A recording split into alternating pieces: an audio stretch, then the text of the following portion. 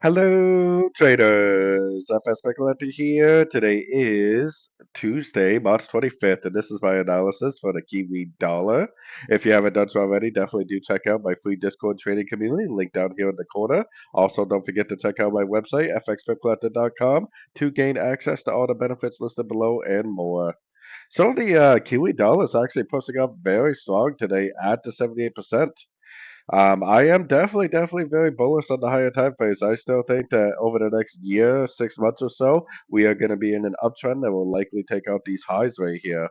Now, this is a very long outlook, but I do think that there's a very good chance that it will be higher highs, higher lows on the high time frames.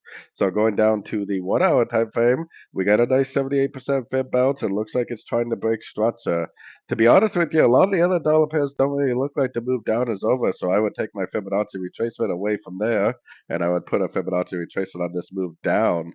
Now, because of the impulsive upbreaker structure, I would recommend longs. But while you're looking for longs, if it goes up to a fib level, makes that like little double top, three-wave corrective look, and then engulfing down, then I would exit my longs and potentially even think about going short. On the other hand, if it just goes up, gives you a normal fib bounce, goes up, gives you a normal fib bounce, and continues to make higher highs, higher lows, then I would just hold on to my longs. Maybe even think about adding to my longs because I am definitely very bullish on the very high time frames.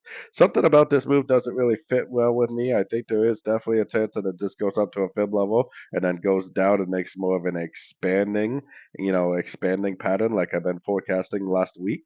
But the trend is up and the trend is your friend, and there is definitely a chance that it just goes and goes and goes. So anyways, don't forget to like and subscribe, and as always, thank you for watching and happy trading.